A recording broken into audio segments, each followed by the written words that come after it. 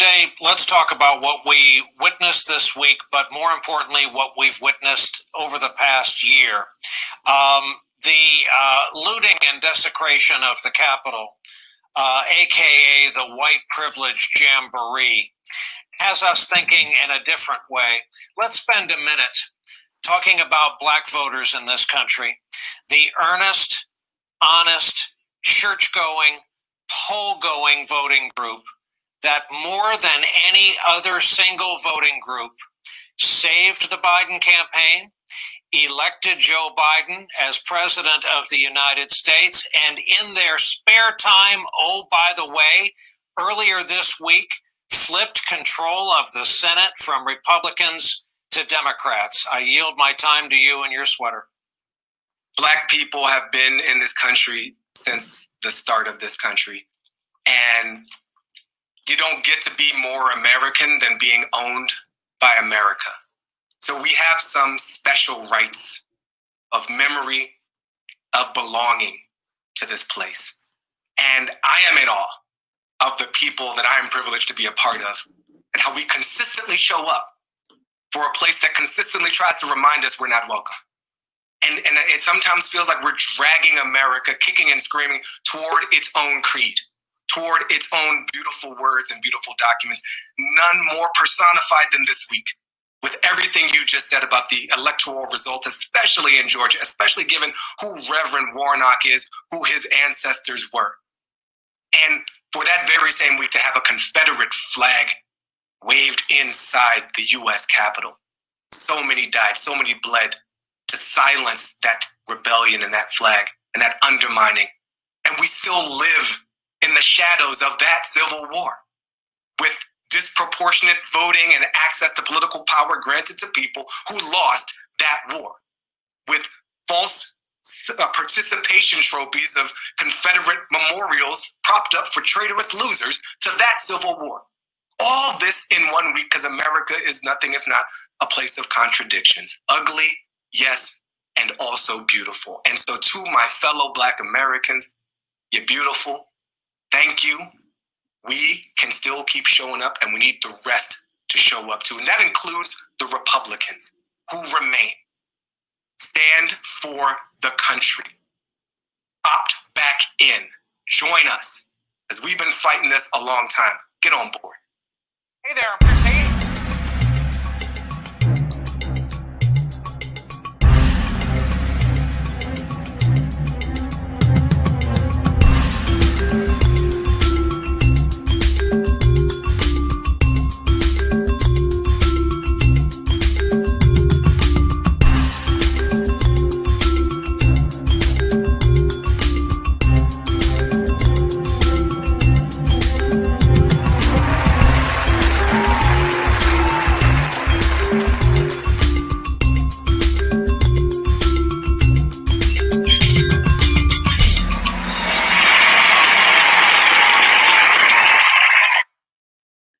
Assalamu alaikum rahmatullahi barakatuh, everybody. I'm Preacher Mars, host of the SOS to Shout Out show. Hope you're having an amazing day today. It's Wednesday, it's hump day, you know, and as we always talk about time frames a lot of times, how things happen in the process of time. A week ago, I would have been doing this telecast while the Capitol would have been ransacked, where people had run through and an insurrection had happened.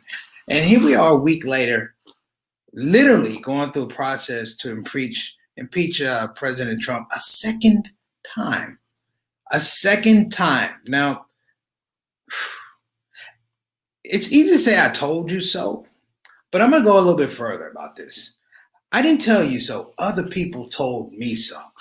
When I say who are the other people who told me so about this situation, they were my parents and my grandparents and Black folk and Latino and poor folk that talked about this myth of white America, talked about this myth of white supremacy, talked about this myth of white superiority that didn't really exist unless you made it exist in your mind. And it's like the sweater that has a little thread. If you pull that sweater, the whole arm falls off. And what we've seen, brothers and sisters, is a pulling of that thread. And we watched the the sweater fall apart. We watched the steel turn out to be nothing but aluminum. We watched people who told us, go here, you're not there, you can't vote. We watched them in a very, very sad deterioration of seeing that these people were just scared.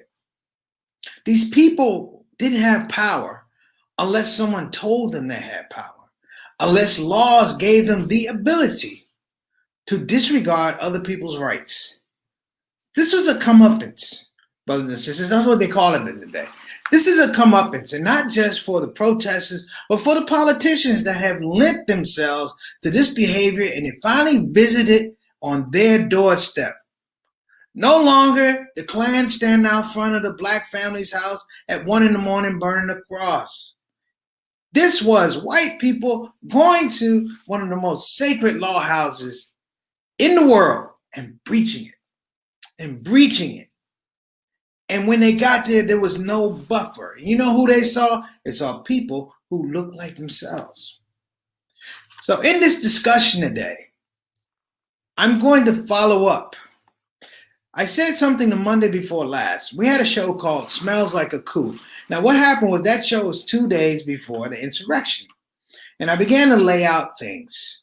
And then one part I didn't get to talk about because it's a very broad subject, and I feel like you have to be able to approach it and give it to people in bite-sized pieces. You don't want to choke people with too much information, but give them proportional pieces of information and then allow folks the beauty to connect their own dots. So that's what I want to do today. So if you're coming on the Shout Out Show for the first time, thank you. We appreciate you. Just a few rules. If you come on the show, introduce yourself. Get in the comment section. Say, hi, I'm so-and-so. Wish somebody a good day. Do something outside of yourself. Introduce yourself. Tell somebody you hope you're having a blessed day, and they're going to tell you the same. Also, if you come on the show, this is a platform show, meaning that I'm not here to monopolize anything. I'm the host. This is your platform.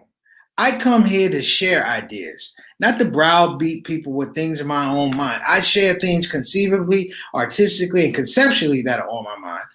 But that is only an exercise to get other people to share what they think, to bring to the discussion some of the things they see are important, and more importantly, to inform my conscience of things that I may not see. And the last ask, if you come on the show, hit the subscription button, hit the notification link, hit the like button. Okay? It's a small show, but it's growing. You know I know it's growing? Because I'm growing. And I want to thank everybody in the comment section for helping me grow. I don't know how many episodes we have. Sister Satana knows, because I always get the amount of episodes messed up. But all I know is since April 24th, 2020, we haven't missed a show. So for that, I'm very humble. I'm humbled, and I appreciate where we're going. So this is the part of the show called Stars in the Building, and we have stars in the building. The stars in the building, of course, you know who it is. These are the shout-out people. These are the shout-out show. There are people who are watching the show right now. Stop being shy. Stop acting like that. Jump in the comment section. Introduce yourself. You're among family, man. The shout-out show family, the SOS soldiers, you're among family. We got to get out of this thing where we're afraid to. Don't just be seen, be heard, brothers and sisters. So I'm going to run it down. If you're watching the show, you better get in the comment section. I'm going to go here right now. Shout out to Sister Ree, who's still up in Michigan. She is caretaking for our aunt. Please give Auntie a hug. I made the walk for Auntie this morning that she feels better, feels happier, and more secure about her health and improving every day. That's what we want for her. And we have Sister Satana Whitfield, who is the co-producer of the show, the consulting producer, basically, a co-producer as well, who makes this thing work. You guys don't understand how hard it is to do this many days. And as many days as I've done the show, she's done the show, which is I can't even tell you how amazing that is, that somebody will get up every day and work just as hard as you do. And she's also a host in training. She's going to be a budding star, brothers and sisters. One day you're going to turn on Shadow Show, and it's going to be a shout-out show with Satana Whitfield. You know why? Because that's how talented I believe the sister is. Altaf Rashid is my brother from another mother all the way up in Toronto, Canada. The man makes a trip to the Shout Out Show every day. He don't worry about immigration. He don't worry about passports. He don't worry about anything. He doesn't have to worry about being on lockdown. Altaf, you know that you are amongst family. You're amongst friends. All right? So thank you so much for coming to the show. And I appreciate you. And I'll talk a little bit more how I appreciate the people that come on the Shout Out Show. Because it's very important. It's very important. So let me digress a little bit. It's very important to have connections with people. This is probably the closest that we'll have in terms of doing a comedy show. But the best thing about this, as opposed to a comedy show, is we can be natural. We can share thoughts. See, the comedy show, you sit and you let me talk to you or talk at you. In this show, you talk back, and I love it. All right. Got Alta. My sister. We got a lot of people here today. Sister Rabina, all the way from the UK. She is our unofficial research director. Sister Rabina, I have this subject I'm going to talk about today. I really want to get your comment on it because I know you are a historian. So I'm going to go deep today because I believe it's something I left on the table Monday before last, the 2 days before the insurrection, the coup at the Capitol building. I left something on the table. It bothered me that I didn't talk about it sooner, but now I believe it's time to talk about it. We've had a week removed, so now I want to talk about this thing. And there's a great article in, I think it's Time by Gary Kasparov, the chess player, the famous chess player. He wrote a really good article that I want everybody to check out. All right? And we got Sister Santiago all the way from Dallas, Texas. Sister, so good to have you on the show. We hope that you're feeling well, you're feeling fine, and you're looking good. See how those things, and I tell folks, feel good. They say feel good, dress good, smell good. And that's the thing, brothers and sisters. I think we have the best looking comment section in the whole of the podcast game. Baby, what you got for me, sis? That's right. See, this is what I'm talking about. Sister Rabina saying, what you saying? Have a lovely day, everyone. Just been released from Facebook jail. I thought I saw you there. I thought I saw you in Facebook jail. Okay. Oh, and I got some family up in here. I got to shout my family out. I hope you guys don't mind. Sister Lydia Muhammad. Wa alaikum assalam wa rahmatullahi wa barakatuh. Yes, all the way from Memphis, Texas. Boy, I said Memphis. I'm in Memphis, Tennessee. I have a brother out there, Brother Hamza. He's one of the imams out there. I don't know if you know him. Good brother, good, strong brother. All right. Thank you for coming on the show, Sister Lydia. And Reed, that's the news we need to hear, that Auntie is getting better. And this is one of my big stars in the building. My cousin just had her birthday a couple days ago. Cuz the good part about being a younger cousin is that you're always going to be younger than me. I'm always going to be your older cousin. That said, it means I get to love you a little bit longer. So I get to appreciate you just a little bit longer. And again, happy birthday to you. And I hope you had a great day. Shout out to my Aunt Maxine, who literally, between my Aunt Maxine, my Uncle Earl, and my Uncle Reggie, really framed that whole idea of working, literally being an entrepreneur and working for yourself. Imagine you had those people in your life growing up, and they taught you that you can take your skills, you can form your skills, you can polish your skills, and take them to the marketplace yourself.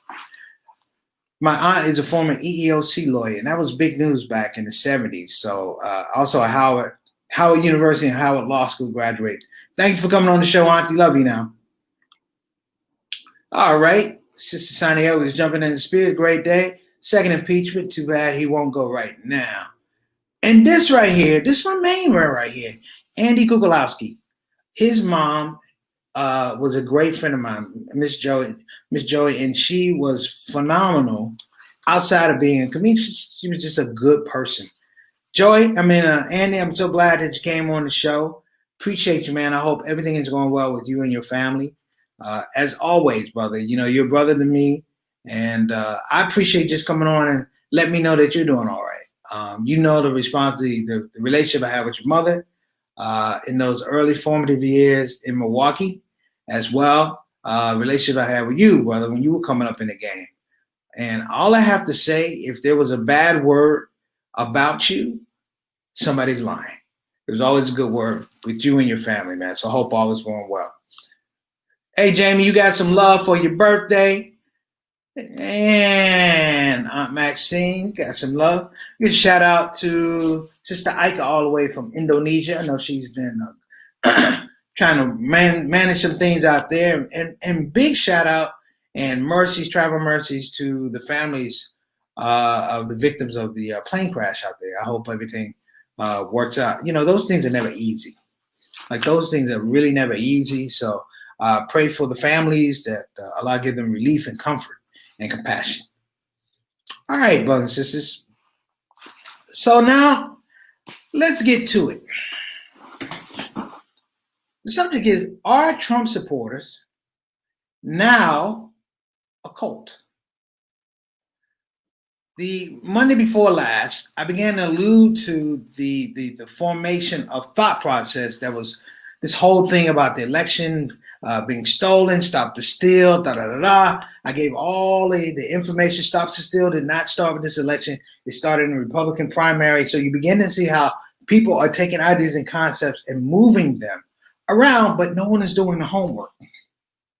Ted Cruz knew about stop the steal in the Republican primary in 2016. He didn't even talk about it, brothers and sisters. He didn't even talk about it. So we now have a situation and scenario that happened Wednesday before last. Well, brothers and sisters, I began to look at things. Now, many of you have already probably done this. And Andy said, hope everyone is having a good week. Thank you, Andy. It's always good to wish people well. There's a situation scenario that I'm very, very careful about because I don't want to make people scared. I thought about actually airing some of this or playing some of the videos around this, but I thought it might be inappropriate. Even though we're all adults, I do tend to care about people's sensibilities, if you will. But we're in the midst of something, brothers and sisters, that to me is reminiscent of a cult. Allow me to state my case. We have a situation whereby there's an absence of logic, an absence of reason, but there's also resistance to it. See, having an absence of logic and reason is one thing, but when you have a resistance to it, it becomes steadfast. I'm saying steadfast and deadly, meaning that people are not, brothers and sisters, looking at the larger picture. Somehow, someplace, there is a disconnect with wanting to look at the truth. There was a video I was going to show, and the reason I did not show it was it bothered me that much that people in their spaces, brothers and sisters, have chosen to overlook the truth. They've chosen to deny the truth. And when you deny the truth and still claim the truth, you see what I'm saying? If you deny the truth and you claim the truth, then there's an absence of falsehood.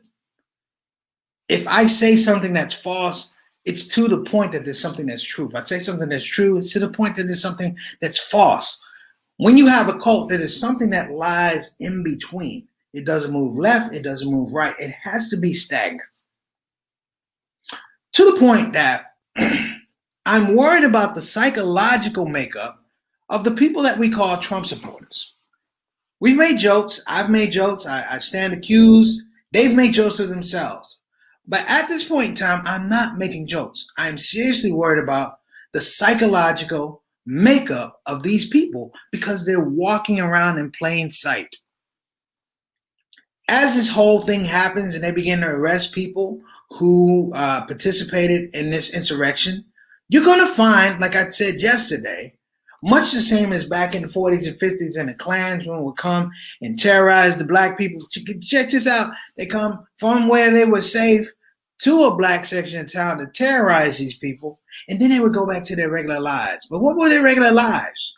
Their regular lives were things like being a judge, being a policeman. And here, Sister Sastana sent me a clip of two guys who were in part of this insurrection who were police officers. Not rogue police officers, police officers, which meant when they left the DC, they went back to their job as policemen, carrying this mindset. So I've tried to clean this up because I'm going to say, as Sister Santiago said, it is a cult, which to me is more dangerous than a political party. To the point now, the Tea Party is trying to prop up Donald Trump, saying that he should suspend the Constitution and institute martial law, have another election with paper ballots. This is insane, brothers. This is insane. Like, comedians make jokes of things that are totally bizarre, but then the best jokes are when you make it and then people realize you weren't joking at all. And we have that situation right now. We are in the midst of a cult happening right in front of us. Right in front of us. And the people in this cult, they went back to regular jobs. I pointed out Larry Brock, who was he was a retired Air Force lieutenant colonel. He went to the Air Force Academy, and they have him front and center with a helmet on, breaking the law, breaking the democracy that he swore to protect as a member of the armed services. So you see the imbalance, brothers and sisters, the schizophrenia, if you will. And it's worrisome. More so than being worrisome, it's cumbersome, because these people are the folks that will hold up true progress when Biden takes office January 20th. They're already talking about diplomatic vandalism, ruining the reputation of the United States, ruining relationships before they leave. They're talking about Mike Pompeo and Donald Trump, stirring up last-minute energy, anxieties, under the auspices that possibly somewhere, if they can't change it here, brothers and sisters, then they can change it when they're not in front of you. You see, the Capitol insurrection actually did you a favor, minus the loss of life. It lets you know that all the jokes and people who say, oh, that can't happen, it can happen. And it's only blink of an eye. How do I know it can happen? Because we have things called Black Wall Street. Because we have things like Rosewood. And those things happen, but you have to go back and people will look at it and go, did it really happen? And you have to have movies. Thank you, John Singleton. You have to have things on HBO. Thank you, Regina King, that make you remember and remind you in the best of ways that this type of cruelty, that this type of mania can exist. So let me break this down a little bit more. Let me give my brother some love. Assalamu alaikum wa rahmatullahi wa barakatuh, little brother. I hope you're having a good day. Peace and love to the family. So let me explain. So Sister Satana says, no, they're not a cult. Sister Rabina says they're not a cult. Okay. They're not a cult. They're just deluded people, know exactly what they're doing. Refer to them as a cult. We infer the actions are done under diminished responsibilities, hence an easy excuse to let off. I agree, but partly. I'm going to disagree a little bit, Sister Rabina. And this is the reason I'm going to disagree. I've seen cults before. I'm not talking about, David Koreshi, and I've seen cults before. And a cult that made an imprint on my heart, that made a deep, deep imprint on my heart when I was a kid. And this is why I'm going to say that. Wa alaikum assalam wa rahmatullahi wa barakatuh, Brother Anton. Thank you for coming on the show. I've seen cults before. And I've seen them here in the United States. And I saw them at a really young age. I'm going to give you a name. 2 words. Jim Jones. Jim Jones started a church in Indiana. He was supposed to be this charismatic leader. He had a few followers, brothers and sisters. And then he took his followers and he moved to Northern California, Oakland area, where he joined a larger church consortium. And in that space, he began to establish power in that space. You know, I'm not going to say power grab, but he began to establish power. This is not to say I've never seen him give a sermon or anything like that, because this is in the 70s. But listen closely to what I'm going to say.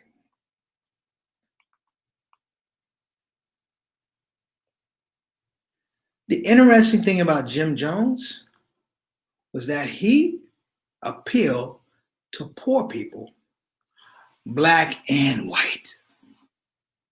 Black and white. And the reason I say that is he framed this idea of unity, togetherness, and faith as a cooperative, as a communal exercise. And that's why I disagree, because this wasn't just white supremacists. This was just evil. So I want to even move away from the white supremacists. This is just evil. And this man, in the course of a couple of years, inculcated so many people that at a point in time he's been investigated for brutality of some of the people in the church. He left the country and he went to a small country called Guyana, where he had set up a commune for everybody to be there. And large swaths of people from his fellowship went with him to Guyana. He went with him to Guyana, and they thought, in this process, he begins to think he's God and things like that. It goes off the rails quickly. But when you appeal to that little space, if you will, between fear and faith, you have a very, very difficult and dangerous situation. Let me say that again. When you find the little space, the little synapse between fear and faith, and you exploit it, you can do a lot of damage. Why do I say the Trump followers are a cult now? Because that's been exploited. Because they can't conceivably see this man lying to them, even if he told them, I've lied to you. If the body of work says that I've lied to you, I don't want to look at the body of work. And by not looking at the body of work, that means that you didn't lie to me. You see, therein lies the problem. Therein lies the rub, if you will, that these people cannot see a situation other than a man telling them the truth when the rest of the world says he's a liar. And that space of being a cult is he's developed a different, hear me now, a different assessment of life and character for these people. Let me say it again. He developed a different system of life and character for these people.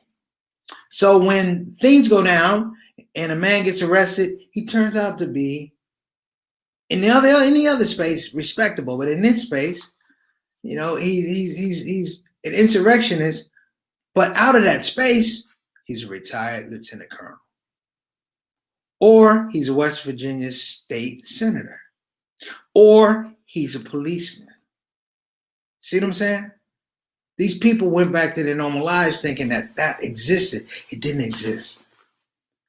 And the deepening of it now is that these people who are displaced, brothers and sisters, they're displaced.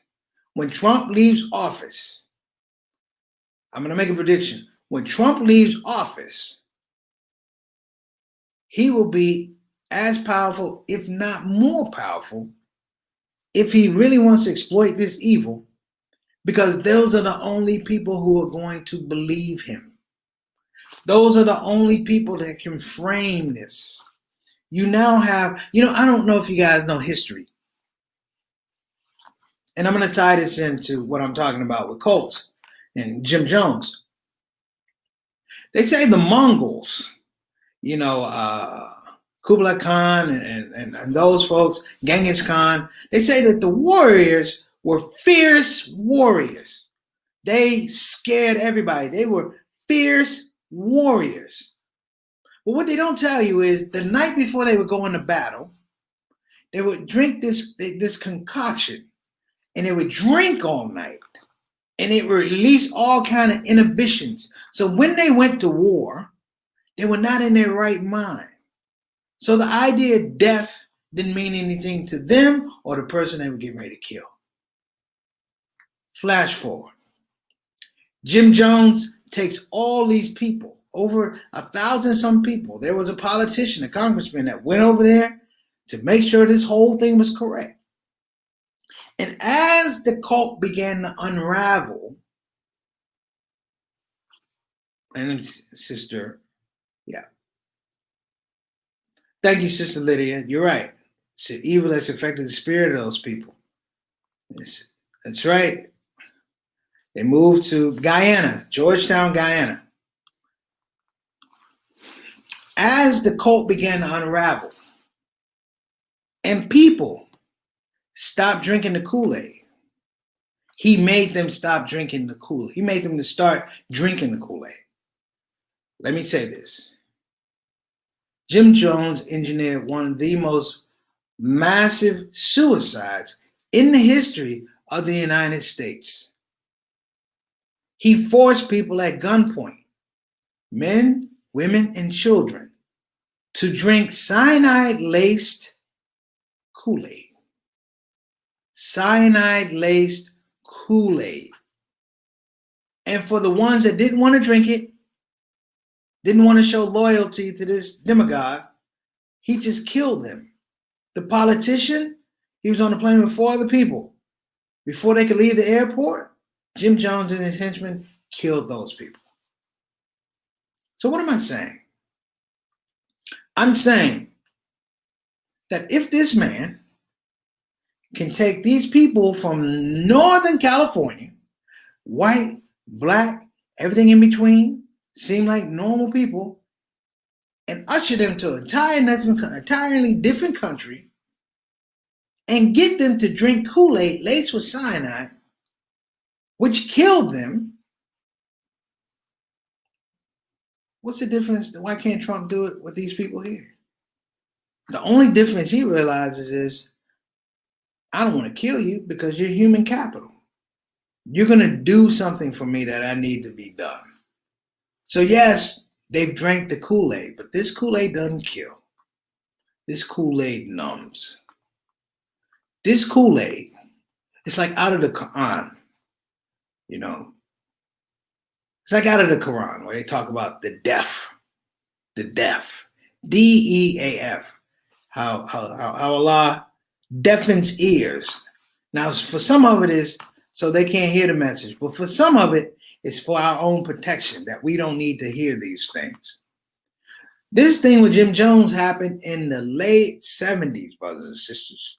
You're talking about over 900 people being killed. 900 people being killed. No social media, no Facebook, no Twitter, none of that. No WhatsApp. Do you understand the power that I'm talking about, brothers and sisters? The immediacy to be able to do these things. It's scary. My sister Rabina is putting something up here. I just want to read something along. Jim Jones unified poor people under unity, both black and white. Using this term has always been used. Exactly. Now, Sister Rabina, that's why I said, to me, it's a cult. You have people like zombies. You're dead. You're just the last to know. And now, as he's no longer in office, there's no gatekeeper for the cult. Just like when David Koresh was killed in Waco, Texas, there was no leader for the Branch Davidians. But where did they go? Some of them went to jail, so we were safe, but some of them went right back into their lives. Just like the insurrection. I remember I was flying on the plane, and you know what it was to see people getting on a plane with you who were involved in that insurrection, I can't say that they went into the Capitol, but to watch them with the Trump hats and sweaters and make America great again, knowing the damage they'd done to this country and this democracy, it was boiling. I'm here to tell you, everybody at TSA was ready to fight these people. You have video of guys getting thrown off the plane. I'm not going to go into that. But it must be said, and I will leave you on this. It must be said that we have to begin to look at what the repercussions are. And we, the people, cannot leave it up to politicians to make this discern this for us, because the politicians are part of the cult too. Why do I say the part of the cult? Because they know the damage that's being done, but they don't react because they're looking for what part of it can I pull out to my advantage? What part can I leverage? And it is the saddest part and the poorest part of human character, human character, and human ethic, that you would leverage the truth to make sure that it hurts other people. See, that's a dangerous thing. So let me put this up here and I'm going to jump off here. The foot soldiers for Zionists, we will take America. Well, yeah. There's a whole lot of people, brothers and sisters. Just a whole lot of people that benefited from this thing. A lot. So Sister Rabin, I'm going to let you have the last word. He used psychological tactics such as sleep deprivation, isolation, conformity. Yeah. He was a dirty dude. But the distinct evil about this guy was he made people think he was doing them a favor by doing it to them. There are people in the Trump situation that still believe that what happened with this insurrection, it was important for the American people. But they don't see you as the American people. You don't matter unless you're in that space between fear and faith. Let's see here.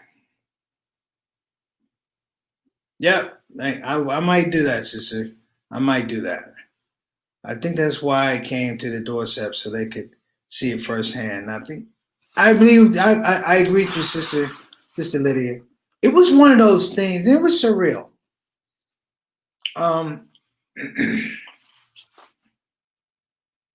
It was surreal because we've been told something over and over and over and over again. It's like when somebody tells you the truth, but somebody keeps telling you that the person that's telling you the truth is lying, and you develop a disdain or a positional understanding of that person. They're trying to start something. And then when you see the truth that they were telling you, ooh, it is mind-boggling. It is cathartic. And that's what we had. A situation where it's cathartic. Now I'm going to go into some of the ramifications of not the impeachment, because they got everybody tied up on the impeachment. What you're looking now is not a recount or overturning the results. They want systematically to undo, to block up, to close the floodgates on the fact that now the people speak. You don't speak for the people, and the people speak through their votes, and those votes count. And when the disenfranchised people can vote, they're going to vote not just their conscience, they're going to vote the truth about you. So listen, I got to go. Everybody, you've been fantastic. I want you to have a blessed day, a super day. And if there's anything I said that was out of order, I apologize. It's not my will. But if I said something that made sense to you, all praises due to Allah. All right, everybody. I'm Preacher Mars. This is the Shout Out Show. Have an excellent rest of Wednesday. Assalamu alaikum wa rahmatullahi wa barakatuh. See you on Throwback Thursday, inshallah.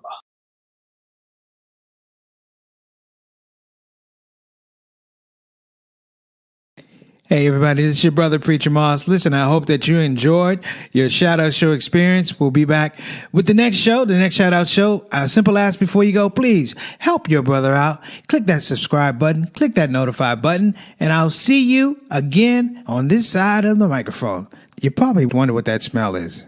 That's me. I smell good. And the reason I smell good is because I use oils from Tarif Attar. So I'm not saying you can't smell good. I'm not even saying you stink. I'm saying you have the opportunity to smell exquisite. Check out tarifattar.com for some of the best oils and scents in town.